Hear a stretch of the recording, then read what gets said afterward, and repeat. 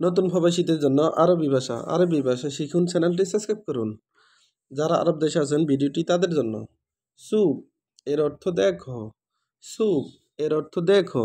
আমরা বলি দেখো, আরবিতে বলতে হবে সুপ। আমরা বলি দেখো, আরবিতে বলতে হবে সুপ। আবার হুব এর অর্থ ভালোবাসো, হুব এর অর্থ ভালোবাসা। আমরা বলি ভালোবাসা বা ভালোবাসো, আরবিতে বলতে হবে হুব বা হুব্বুন, হুব বা হুব্বুন এর অর্থ ভালোবাসা। সাউই এর অর্থ করো, সাউই এর অর্থ করো বা করা। আমরা বলি কাজটি করো বা করা, আরবিতে বলতে হবে সাউই, সাউই এর অর্থ করো। আবার তাল এর অর্থ আসো, তাল এর অর্থ আসো, আসো এর আরবি হলো তাল, আসো এর আরবি হলো তাল, তাল এর অর্থ আসো। সোগল এর অর্থ কাজ, সোগল এর অর্থ কাজ, কাজ এর আরবি হলো সোগল, সোগল তার মানে কাজ। আমরা বলি কাজ, তখন আরবিতে বলতে হবে সোগল। আনা এর অর্থ আমি, আনা এর অর্থ আমি।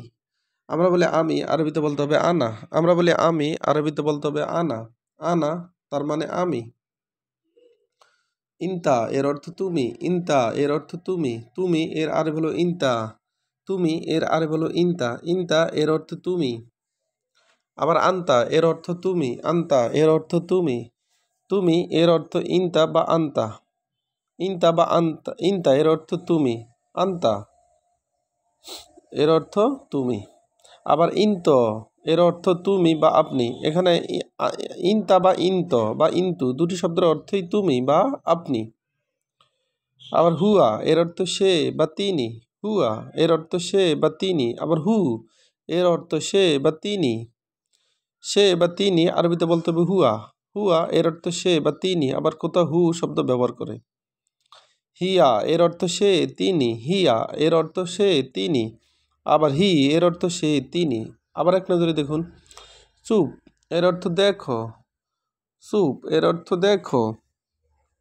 হুব এর অর্থ ভালোবাসা, হুব এর অর্থ ভালোবাসা, হুব এর অর্থ ভালোবাসা। সাউই এর অর্থ করো, সাউই এর অর্থ করো বা করা। তাল এর অর্থ আসো, তাল এর অর্থ আসো।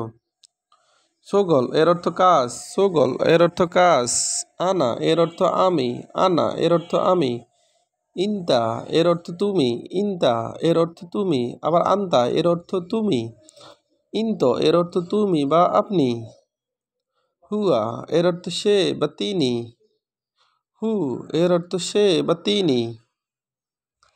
হিয়া এর অর্থ সে বা তিনি, হি এর অর্থ সে বা তিনি। ভিডিওটি ভালো লাগলে অবশ্যই সাবস্ক্রাইব করুন এবং শেয়ার করুন। পরবর্তী ভিডিও পাওয়ার জন্য অবশ্যই বেল আইকনে ক্লিক করুন এবং ভুল ত্রুটি হলে ক্ষমার দৃষ্টিতে দেখবেন।